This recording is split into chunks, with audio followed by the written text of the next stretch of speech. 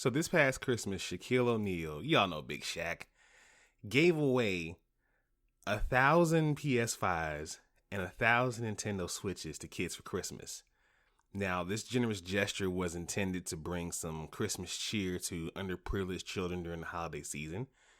Big Shaq surprised students at a little elementary school in McDonough, Georgia, with approximately 1,000 PS5s and Nintendo Switch consoles, as well as bikes from Walmart. The children reacted with excitement and tears of happiness, according to Shaq. Now, as a gamer, I really only have one thought when I read this story. Nigga, where did you find 1,000 PS5s and 1,000 Switches? So you mean to tell me this entire year it's been you, Shaquille O'Neil, who has been hoarding the systems? It is you who has constructed these bots to snatch these things and scalp them online. I get the gesture. It was cool. I get it. It was nice. It was real nice. The fact that you gave these away to underprivileged children in Georgia, real nice. But you robbed the rest of the nation. Come on, man. I get it. It's a catch-22 for me. Like, okay, yeah, that was real nice, but bruh, there are hundreds of people who could have had their PS5s by now, all because you want to look like a big, goofy ass looking Santa Claus. Come on, man. I don't know. What y'all think? Ladies and gentlemen, blurds and nerds, freaks and geeks, this is Do You Speak Geek?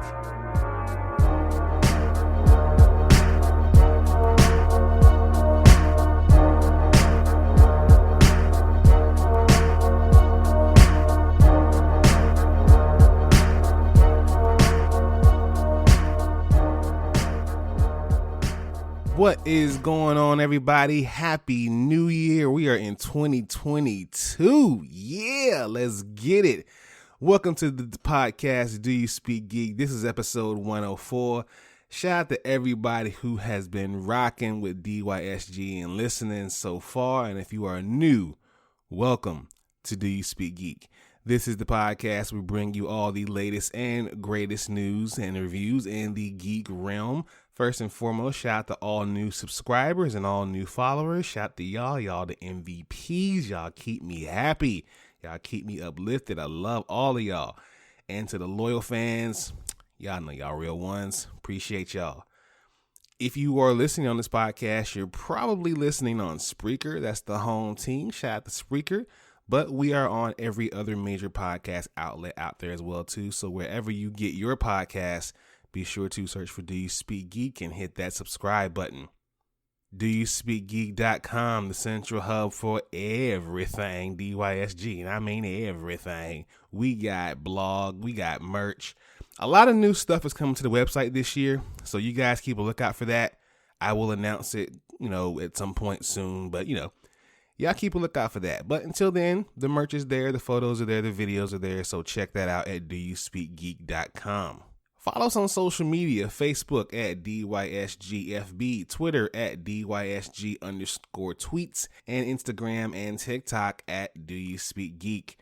The YouTube channel, The Daddy and Dono Show. Sorry for the late first Friday fights, but y'all have gotten it anyway. We got the Batman versus the Spider-Man of the movie universes. So check that out and you'll get a chance. And while you're there, subscribe, like, Hulk, smash that bell for all notifications and leave your comments. We want to know what you guys think. All right, y'all. New me, same pod. Let's jump right into it. Y'all know what we do about this time. Let's speak geek. Suit up. I want to be the very best. Talk nerdy to me.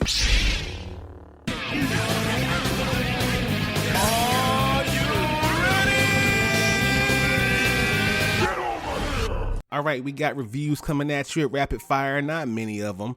355, the star-studded ensemble cast can't help this film from feeling like an empty, underwhelming operation. I mean, on paper it looked good, but for some reason this movie just did not stick the landing. A hero, told through director Ashraf Fagadi's signature brand of neorealism, It pulsates with anxiety even in its quieter moments, thanks to the mounting realization that Rom's decency may not be enough to save his dignity. Very good film, definitely one to check out if you're into foreign films.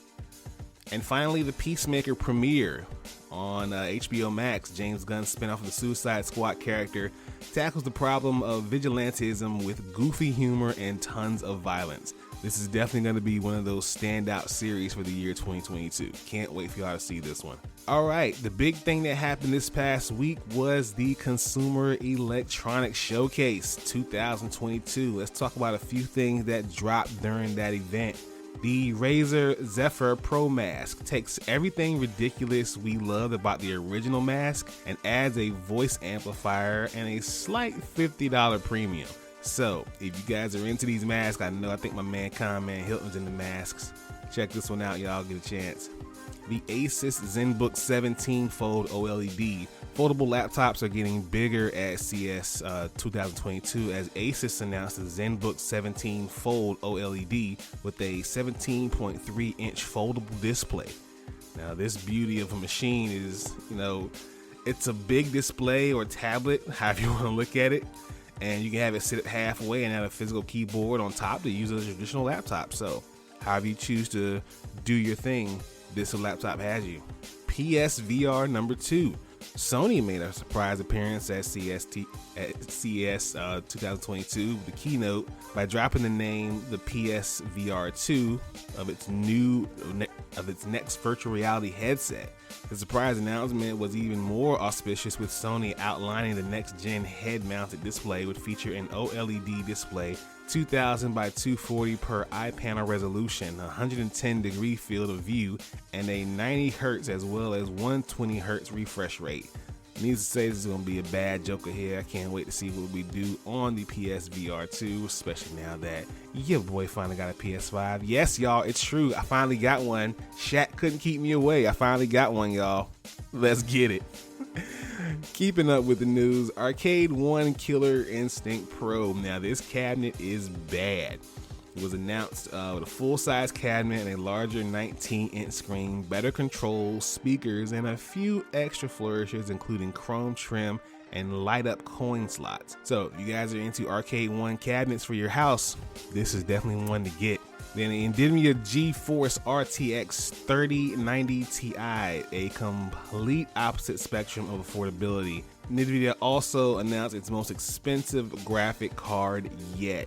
Y'all, this joker is $1,500. But it's pretty powerful and it's promising to be 11% faster than its predecessors.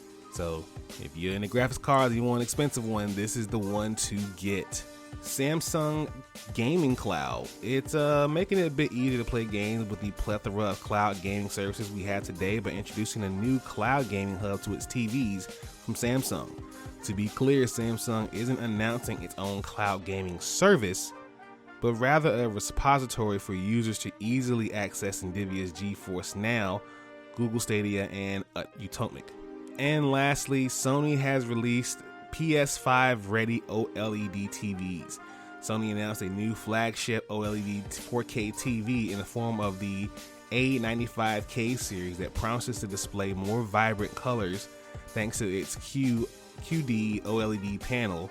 Additionally, there are two smaller 48 and 42 inch versions of the Sony A90K series that should be perfect as a gaming monitor replacement or compact gaming. Best of all, if not most, Sony's upcoming TVs will feature a refresh rate support out of the box, and the PS5 can auto-tune HDR levels once it's detected with Sony TV that you are using. So this is a bad TV, y'all. Might have to go ahead and get one of these A95Ks myself, but we will see, and I'll let y'all know how that goes. Let's go ahead and hop into my favorite portion of the show. Oh, I have missed it so, and y'all know the vibes. Source Wall. Man, you come right out of a comic book. Behold the Source Wall. Can you read, my son? Well, that depends. There is nothing wrong with reading a story and looking at the pictures. Enough said, Stan. The pull list this week, we got Justice League versus the Legion of Superheroes #1. The League versus the Legion? 1,000 years into the future, 1,000 precisely, a legion of superheroes comes together to dedicate their lives to recapturing the great age of heroes of the 21st century. When the heroes discover that reality is falling to a great darkness, in both times simultaneously, the Justice League and the Legion must team up to stop it all. But what is the connection between the secrets of the new Gold Lanterns and the coming of the Great Darkness? A monumental DC epic miniseries starts here.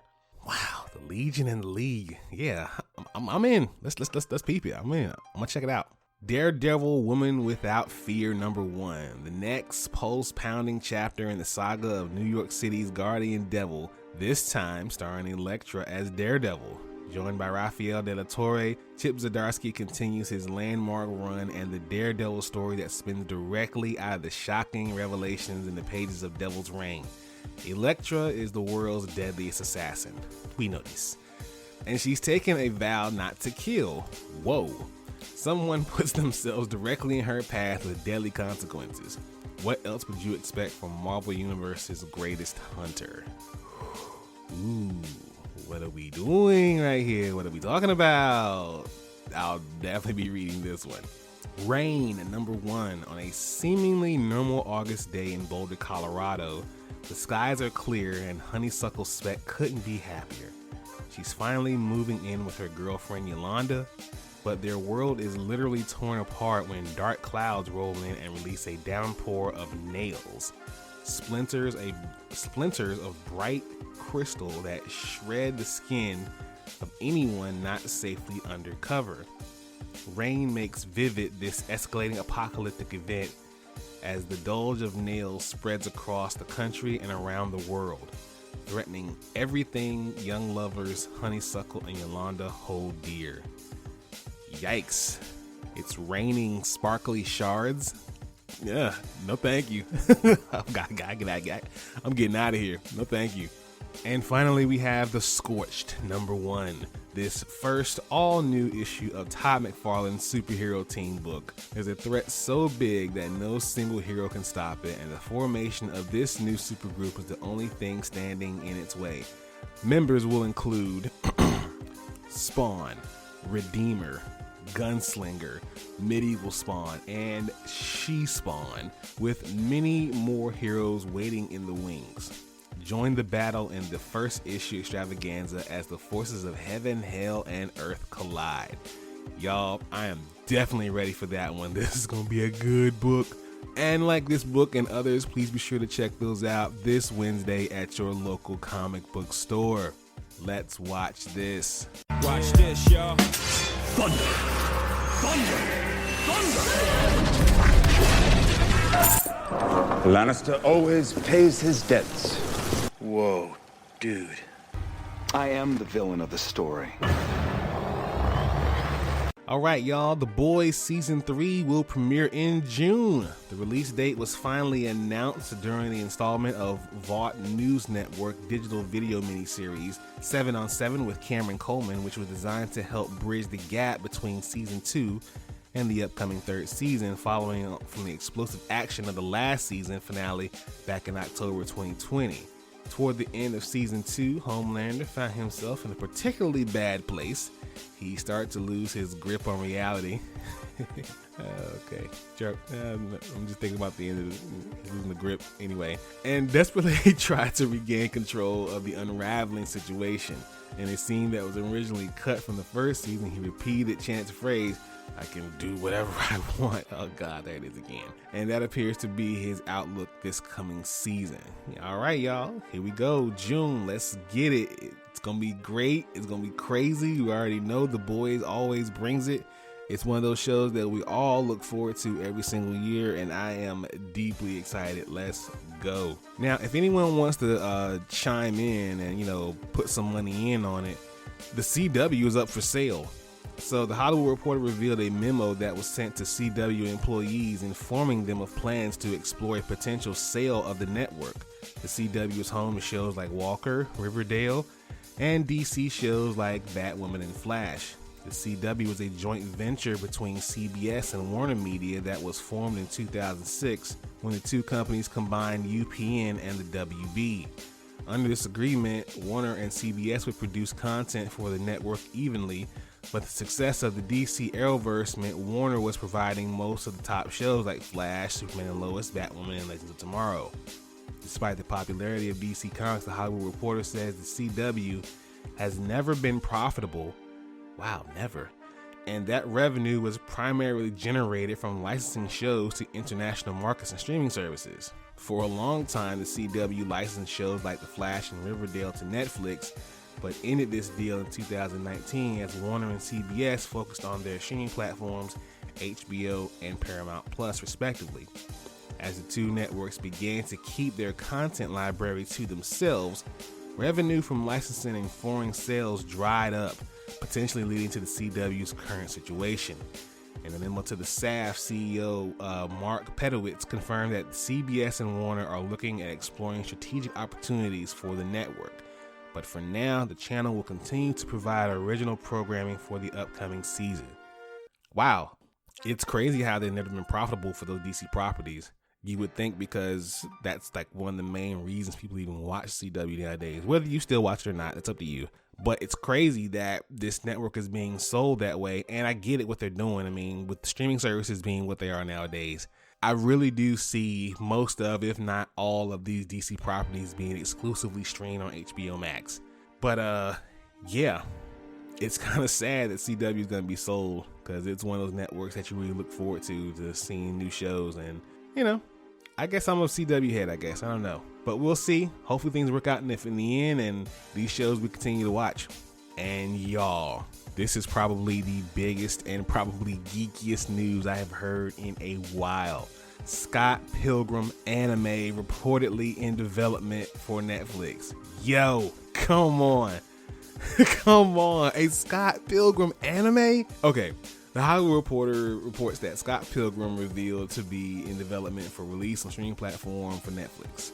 Scott Pilgrim creator Brian Lee O'Malley is attached to the project as a writer and executive producer, with Are You Afraid of the Dark revival showrunner Ben David Grabinski also being involved.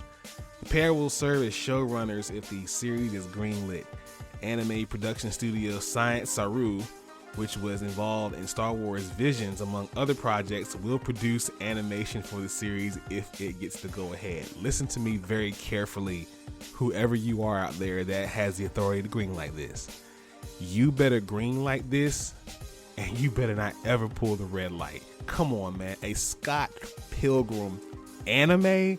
It's like the two best things in the world came together and like, yeah, we're going to do it. We're going to make a little cute little baby, and this baby's going to be the Scott Pilgrim anime for Netflix. Come on, man. Let's go. Let's go. This is going to be dope. I cannot wait. I'm definitely going to be binging this one. Oh, man. Good times, right? Good time to be alive.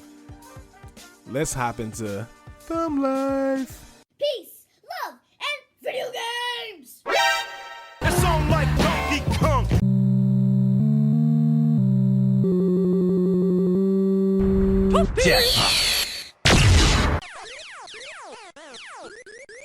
That man is playing Galaga.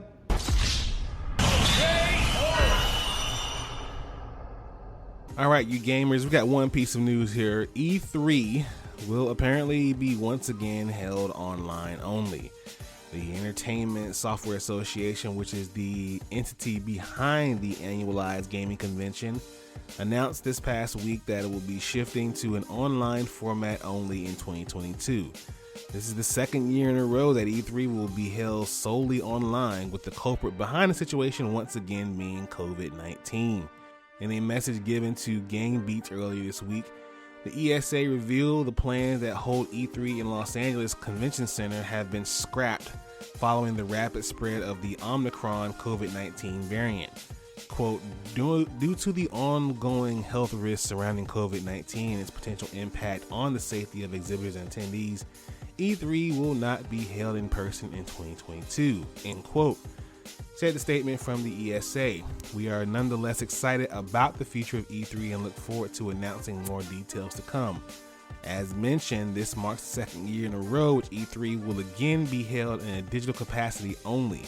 As a whole, though, it marks 3 years since E3 was held in person whatsoever.